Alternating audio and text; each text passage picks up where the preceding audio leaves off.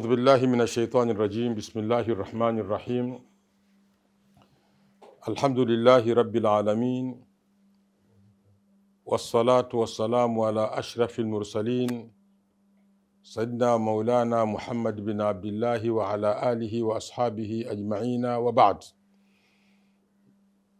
Ndugu zangu watazamaji wetu wapendwa, nikuamkieni maamkizi ya Kiislamu yenye baraka. Assalamu alaikum wa rahmatullahi wa barakatuh. Wa alaikum assalam wa rahmatullahi wa barakatuh. Tumekutana tena kwa fadhila za Allah subhanahu wa ta'ala katika kipindi chenu kipendwa, kipindi ambacho kinachoangalia mazingatio katika haji au katika hija, mazingatio yaliyomo ndani ya nguzo hii ya Kiislamu, nguzo ya 5, nguzo ya hija. Ni kipindi muhimu, kipindi ambacho kinaongeza ari kwa kila Muislamu katika hali ya umahsusi, na mwanadamu yoyote ambaye atakayependelea kusikiliza ni kweli atafaidika na atapenda kupata siku moja safari iliyokuwa bora na muhimu kama safari hii ya kwenda kushiriki na wengine katika viwanja vitukufu vya Maka, sehemu ambayo kama tunavyoambiwa na wataalamu ndio katikati ya dunia, sehemu ambayo Allah ameibarikia, sehemu ambayo mitume wamefika karibuni na mitume wote wamefika pale. Kwa maana hiyo, ndugu zangu, hivi sasa katika masala ya haji yanazungumzwa ni mengi, na mashekha wamejiandaa kuyazungumza mengi waliokuwa nayo ili faida iweze kutimia. Sasa kuna jambo moja ni muhimu sana la kijamii. Kila unapozungumza hija huwezi kukosa kuzungumza maana zote za kijamii, maana ya kijamii, kwa sababu ule mkusanyiko wa watu na yanofanyika na watu, wanayofanyiana watu, faida zinazopatikana kukusanywa kutoka huko na huko, huyu aleta huko na huko, faida zinakusanywa pamoja, watu wanaiga, watapata marafiki, watapata jamaa na mambo mengine mengi tu ambayo ni mahitaji ya mwanadamu, yanaweza yakafanyika kwa ufanisi na kwa uzuri na kwa udugu baada ya kwamba watu wameshuhudia na kuwepo katika viwanja vile vya utekelezaji wa ibada ya haji, ya hija. Sasa katika hizi faida za kijamii za hija tuna sehemu ya kwanza na sehemu ya pili, lakini nipendelea kwamba katika sehemu ya kwanza hii tuiangalie hija kama ni madhari ya umoja wa Kiislamu. Swala la kijamii, swala la kiumoja ni swala la kijamii, watu kuwa wamoja ni swala la kijamii, jamii kuwa ni moja, na daima tunahusiwa ujamii, umoja, upamoja, taawun na kadhalika. Sasa tunaiangalia hija kama ni madhari ya umoja. Kama ni madhari ya umoja, sasa kuna masala katika umoja, kuna mambo mengi sana. Kuna almusawa, usawa kati ya Waislamu, ule usawa kama usawa. Na katika hija ukiangalia kuna masala ya mavazi, kuna masala ya utekelezaji wa ibada zenyewe zile, ndani tunadonoa ule usawa ambazo unatakiwa. Kwa hiyo Sheikh Twaha nadhani hapa sasa watazamaji hapo wanapata ladha sana wakati unapokwenda nao katika kuonyesha hali za kijamii katika hija na kuonesha ule umoja wa Kiislamu, lakini katika masala ya usawa kati ya Waislamu katika mavazi yao na ibada zao na kadhalika. Shekhe wengi ya kuzungumza nayo, karibu, tafadhali. Bismillahir Rahmanir Rahim. Alhamdulillahi Rabbil Alamin. Wassalatu wassalamu ala al-mab'uthi rahmatan lil alamin, nabiyina Muhammad wa alihi wa sahbihi ajma'in, amma ba'd. Ndugu zangu watazamaji wa Africa TV, assalamu alaikum wa rahmatullahi wa barakatuh. Ni kweli kama alivyoashiria mwongozaji wa kipindi chetu hiki, hija ina nyanja zake nyingi, na kwa kuwa eneo ambalo kwa sasa ametaka lizungumzwe ni eneo la umoja, eneo la usawa, neno umoja linaweza kuonekana wazi sana kwenye zile aya za hija. Niliwahi kusema na narudia, hija moja ya masharti yake ni Uislamu. Lakini unapotolewa wito Qur'ani haitaki kabisa kutaja neno Uislamu wala imani, inataja kwa neno watu, kama vile ni zoazoa kabisa, yani namna inavyoshabikia ule umoja. Hata yale matamko waadhin fi nnasi, watangazie watu.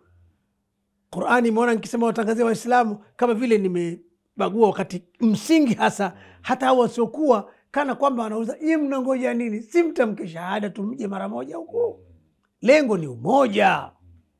Lakini pia hapa walillahi ala nasi, sio ala almu'minin, kwa maana hiyo hiyo wasiokuwa, lakini bado ni watu wanaalikwa kuja huko.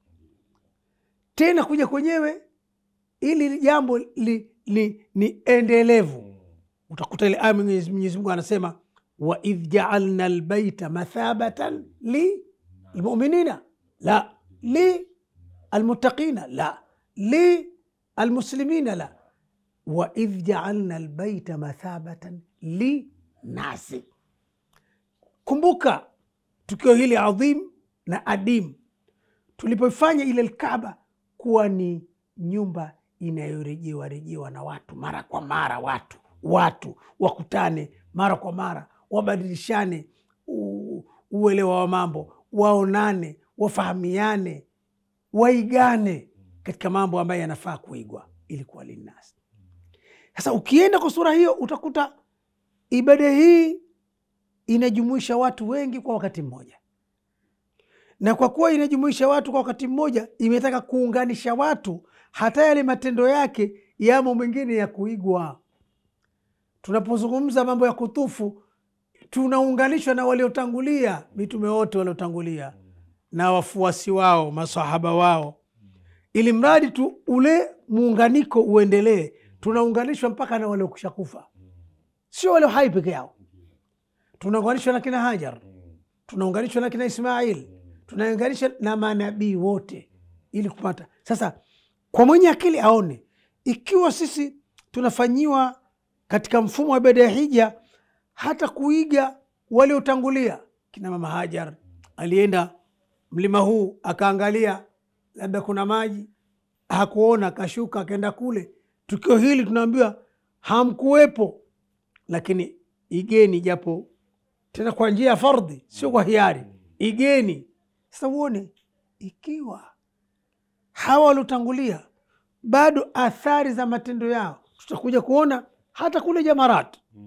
Taiga, badala ya kuchinja tutaichinja. Jamarat tutampiga shetani ambaye anataka kutuharibia majambo, tutafanya ramzi, tufanya kitendo la kuashiria kwamba tunapambana na sheitani. Angalizo hapa, Muislamu unatakiwa usipambane na sheitani kiini macho. Unapiga jiwe ukijiunganisha na Ibrahim kumpiga shetani katika maeneo matatu tofauti, na unaiga lile, kumbe shetani huyo umemkaribisha katika nafsi yako, itakuwa bado hujaweza na huwezi kupata athari za hija.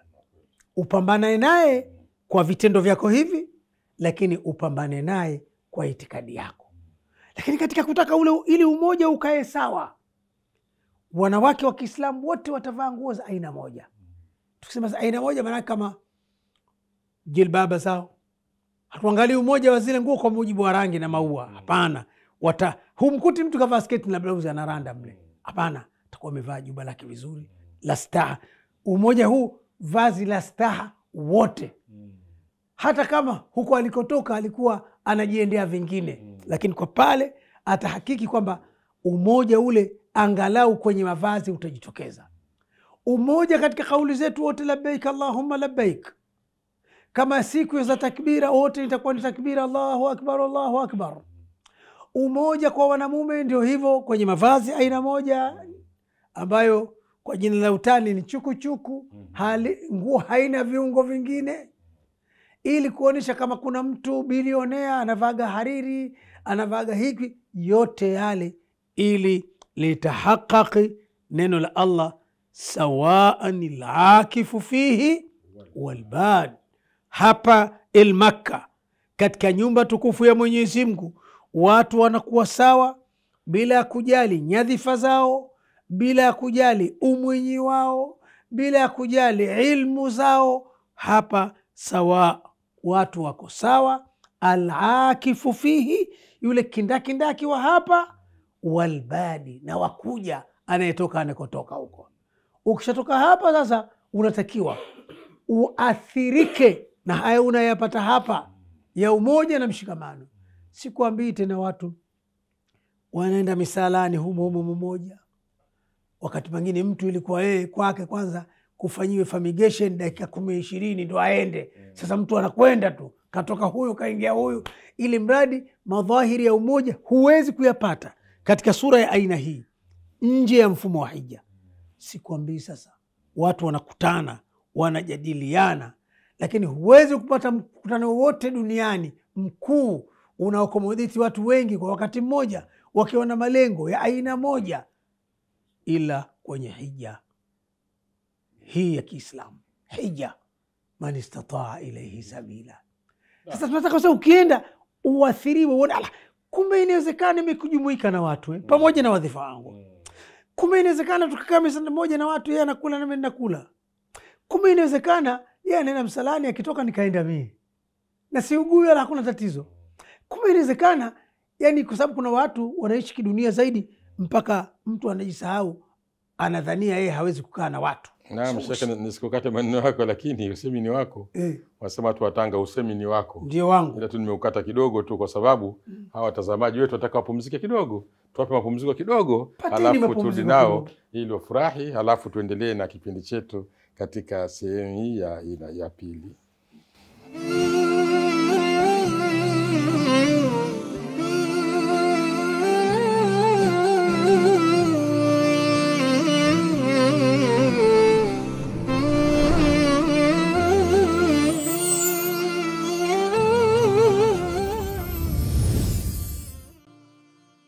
Naam, tulikuwa katika mapumziko kidogo. Sasa tunaendelea. Nadhani tulikuwa tunaonyeshwa hapa na Sheikh Twahabani alikuwa anatuonyesha kwa mfano kabisa wa hija jinsi gani walimwengu wanaonyeshwa hata katika mavazi, katika matendo, wawe katika sura ambayo ni moja hiyo hiyo ambayo hupati mafunzo haya sio katika hija. Sheikh malizia hapa. Tutumalizia hapa. Ili tuweke sasa. Umoja tumesema unaonekana pale kuliko mahali popote pengine, kwa sababu sala mnasimama katika mazingira mamoja. Imamu anayewaongoza ni mmoja na kwa wakati mmoja. Labda mtu azembee tu asalibike, lakini katika hali ya kawaida stau mko pamoja, mnarukui pamoja, Kaaba mnayotufu ni moja, Safa na Marwa hakuna standard, yani double standard kwamba wale mabwana wakubwa watazunguka hapa, hakuna. Kwa hiyo tunasema ni zaidi ya kongamano, ni zaidi ya semina, hasa kwa watu ambao pengine katika dunia wamejaliwa kuwa na nafasi kubwa kubwa. Nimesema hivyo, wamejaliwa, lakini pia wamepata mtihani wa kuwa na nafasi kubwa kubwa, kwa sababu ukweli ulivyo, mwanadamu kadri unapata nafasi kubwa katika jamii ndivyo mtihani kwako unakuwa ni mkubwa. Macho ya watu yanakuangalia wewe, utakuwa mnyenyekevu kiwango gani, utakuwa na huruma kwa kiwango gani. Sasa tunasema hija inawatengeneza watu kuona kumbe inawezekana kulala pamoja na watu, yule kitanda chake kile pale, mimi changu hichi hapa. Kumbe inawezekana tukala restaurant moja, kumbe inawezekana tukarukui katika eneo moja. Sasa tuwe hivi na tujue nafasi ya dunia. Lakini nukta ya mwisho, hija inafanya ujue kumbe dunia si chochote, si lolote. Unaweza ukalala chini Muzdalifa na kesho ukana ukalala katika kitanda chako cha kama 6 kwa 6, kama 8 kwa 6, wala si chochote. Hakuna zaidi ya hayo. Kwa hiyo ningependa nitoe nafasi kwenye hii, wenzangu wengine wachangie, lakini kijumla hija ni mpango mzima. Sheikh Twaha, jazakallahu khaira. Nadhani umekwenda vizuri na wasikilizaji wetu watukufu, na wamefurahia na wameona jinsi gani kwa vitendo, maanake ile ni ile practice kwa vitendo, si mambo ya nadharia, lakini mambo yanakwenda kwa vitendo na ni lazima vile, lakini vitu ambavyo kwa vinajenga kitu. Lakini Sheikh Ibrahim, bado katika hali kama hii sasa, hii hali tumesema usawa ambao vitu vinaonekana, lakini sasa kuna masala ya ndani. Masala ya ndani katika hija vile huwa inapeleka mtu kwa na masala ya ndani, na masala ya ndani tunasema ni mashair. mashairi, sema mashairi ndio zile hisia za kiudugu na kusaidiana kwa mahujaji, zile hisia vile vile. Nadhani jinsi haya mambo yanavyokwenda, huwa kuna hisia zinaonekana kabisa na athari huonekana kabisa za watu katika hili. Kwa hiyo Sheikh, unaweza watu watazamaji wetu nao waone hivyo, ziada madhahiri ile, lakini kuna ile mashairi, unaona, ya katika jambo hili la udugu na kusaidiana katika hija, namna gani watu wanaelekezwa haya au wanafaidika kushuhudia hayo. Sheikh Ibrahim, tafadhali. Alhamdulillah rabbil alamin, wassalatu wassalamu ala ashrafil anbiya mursalin sayyidina Muhammad wa ala alihi wa ashabihi ajmain, wa ba'd. Kwa hakika tunapozungumzia hija na mafunzo tunayapata ndani yake, ni kitu ambacho kwamba tunaweza tukakizungumza kwa masiku mengi sana. Tukazungumza masiku mengi sana, na pengine ndio miongoni mwa siri za kwamba ikawa ni faradhi mara moja kwa Muislamu. Tunapozungumzia hisia ambazo anazozipata haji katika kutekelezaji wa ibada hii, zinazosisitiza suala la ule umoja, kusaidiana, kwa kweli ni vitu ambavyo kwamba vinaonekana wazi kabisa. Zinaonekana wazi kabisa. Angalia, tokea utakapokuwa wewe umeanza msafara, basi utakuta kwamba kila mtu anakuwa na hima ya kutoa msaada kwa mwenzake. Haya ni vitu ambavyo kwamba vinatokezea kwamba kila siku unapokuta, bali unakuta kwamba kuna watu wanapata hisia hata kabla ya wao kufika kuanza nia kwenda kufanya nini, kwenda kuhiji. Mimi nimeishi katika nchi ambayo ipo katika karibu na Saudi Arabia kwa muda mrefu sana, lakini nilishindwa kwenda hija. Takriban mwaka wa 2013, siku moja nimekaa tu, napigiwa simu, naulizwa, Sheikh Ibrahim, wewe umeshawahi kuhiji? Nikamwambia bado sijawahi kufanya nini, sijawahi kuhiji. Basi peleka pasipoti sehemu fulani. Hizi hisia za kwamba mtu pengine yeye alihiji huko nyuma, lakini akahisi kwamba kuna na mtu mwingine naye huyu napendelea naye afanye nini, aende akahiji. Ni jambo gani amba? Ni kwa kweli ni hisia ambazo zipo. Hilo utaliona hapo katika wakati huo, lakini utaliona vile vile hata wakati ambapo kwamba unaona wale unaohiji nao, unaondoka nao, utakuta kwamba kila mmoja yupo katika hali na mazingira ambayo inamhamasisha kwamba amsaidie mwenzake. Wewe fanya kama majaribio tu, jaribu kama umeteleza, kama wenzako hapo karibu, kwa hakika kabla hujafika chini watakuwa tayari wamefanya nini, wamekudaka. Ni hisia ambazo kwamba zipo. Unapokuwa na wenzako ambao unajikuta kwamba wakati mwingine mtu amekwenda kuhiji, lakini pengine ana upungufu wa masurufu, lakini unakuja kukuta kwamba wenzako wako tayari kubeba sehemu ya nini, sehemu ya masurufu yako. Unapokuwa katika kutekeleza ibada ya hija, unavoona namna ambapo kwamba wakati unajikuta kwamba wewe upo pamoja na tu ndugu zako ambao pengine umetoka nao katika, si hivyo tu, hata unapokuwa na watu wengine kabisa ambao pengine wakati mwingine hamjuani lugha, hamjuani nchi, lakini imewakusanya ibada ile, ni jambo la kawaida kabisa. Ukawa upo kwa mtu anakuta kwamba anakuita haji, na analojua ni neno haji, basi hajui jambo lingine, lakini bado huyu mtu anafanya hima ya kukusaidia. Sasa ni vitu ambavyo kwamba, lakini tukija tukiangalia kwamba tuone kwamba hata katika matendo yale mengine ambayo tunayaona yakitendeka kila siku kwenye ibada ya hija, ni matendo ambayo historia yake na chimbuko lake ni hima ya kuwasaidia wengine. Tunapozungumzia Safa wal Marwa, ambayo inaturudisha kwa huyu mama mtukufu, Mama Hajar radhiallahu anha alayha salam, ambaye tukio hili Allah subhanahu wa ta'ala ametaka libaki kama kumbukumbu katika maisha yote ya ulimwengu mpaka kitakaposimama kiyama, kwamba watu wawe wanakumbuka tukio hili la kishujaa, tukio hili la kiimani, tukio hili la kitakwa, tukio hili la rahma na huruma, tukio hili ambalo kwamba linaonesha vile vile nafasi ya mwanamke katika ulimwengu. Sasa watu wengi wanafikiria kwamba nafasi ya mwanamke ni ndogo. La, nafasi ya mwanamke ni kubwa mno. Nafasi ya mwanamke inaweza ikafika mahala ikaokoa nafsi, bali nafasi ya mwanamke inaweza ikaokoa umma. Tunaona kwamba mama yetu Hajar, ambayo limebakiza ni kama ni kumbukumbu, tukio la kwamba anapigania uhai wa mtoto wake. Leo hii kwa bahati mbaya, ulimwengu uliokosa imani, unakuta inafika mahala mwanamke anafanya uchafu wa uzinifu, anapata ujauzito, anajifungua huku ameshafanya ujauzito, ameshafanya dhambi la uzinifu ambao Allah subhanahu wa ta'ala ameita kwamba ni fahisha. Badala yake anajifungua na anachukua mtoto, anamuingiza chooni, anamuua. Anaongeza dhambi nyingine kubwa mno. Badala ya kuwa dhambi kubwa ya uzinifu, anaongeza na dhambi ya uuaji. Au leo hii unakuta kwa wakati mwingine, ni wangapi leo hii katika wanaume ambao mtu anazaa na mwanamke, anamuoa mwanamke, anazaa naye, halafu anamtelekeza pamoja na mtoto, hatoi huduma. Maana yake ni nini? Maana yake ni kusudia kumuua bila kukosa huduma. Maana yake ni nini? Lakini huyu mama, angalia, Allah subhanahu wa ta'ala amempa mtihani, amewekwa katika ardhi ambayo lugha ya kuzungumza ghairi dhizara, haina mmea.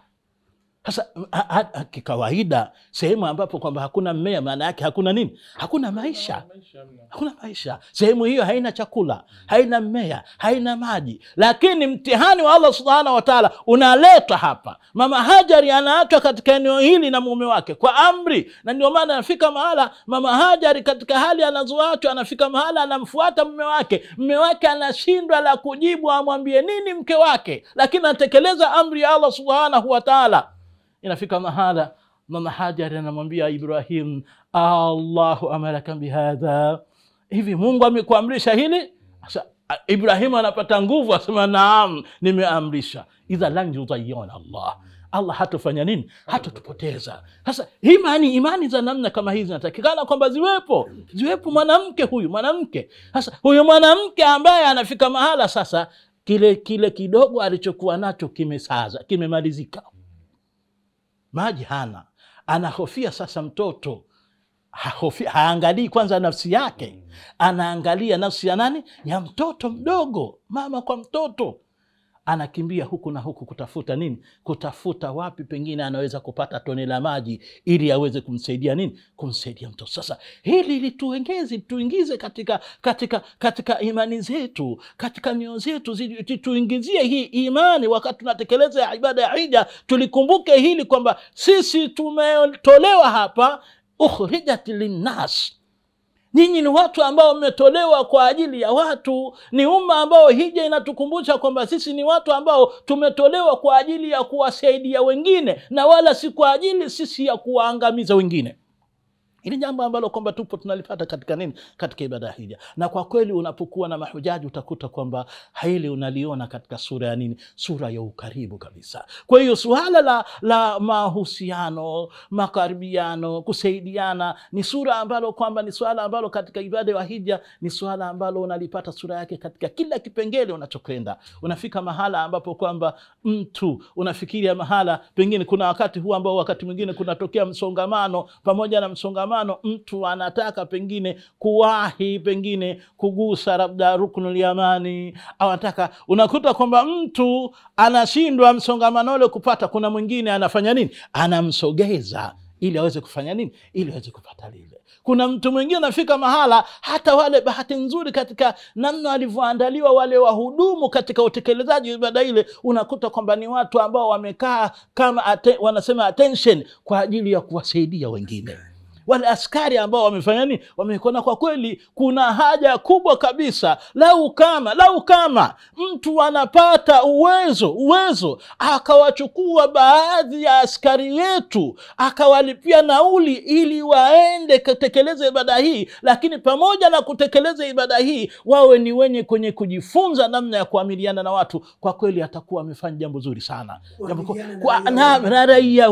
Raia wema waamiliane nao vipi? Na vipi vipi mtu ambapo kwamba ilapo kwamba si kawaida yake kufanya makosa, uamiliane naye vipi anapokosea kwa bahati mbaya? Yote haya mtu anaweza akafanya nini? Anaweza akayapata ndani ya nini? Ndani ya utekelezaji wa ibada hii. Kwa kweli suala la kutaawun, suala la kusaidiana ni suala ambalo unalipata katika kila nyanja unapoiendea ibada ya hija.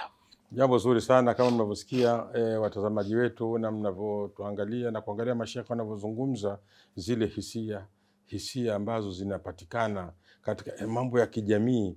Angalia leo paitokee leo ulimwengu mzima huu itokee wote uwe hauna maji, lakini maji yale yaliyoko pale Maka ya Zamzam yanaweza akautosha ulimwengu wote. Kazi yenu, pelekeni mabomba yenu tu pale, wekeni mabomba yenu, mkipampu maji yatawafikia ulimwengu mzima. Hii ni mambo ndio mambo ya kijamii hayo. Allah amesababisha kwa mama yule kwenda kurudi, akaja akatoa kitu kile ambacho ni faida kwa jamii. Jamii inahitaji maji na kadhalika. Kuna mengi, lakini kwa leo tuishie hapa, na tunakutakieni usikivu na utazamaji mzuri. Allah atuwafikishe. Wassalamu alaikum wa rahmatullahi wa barakatuh.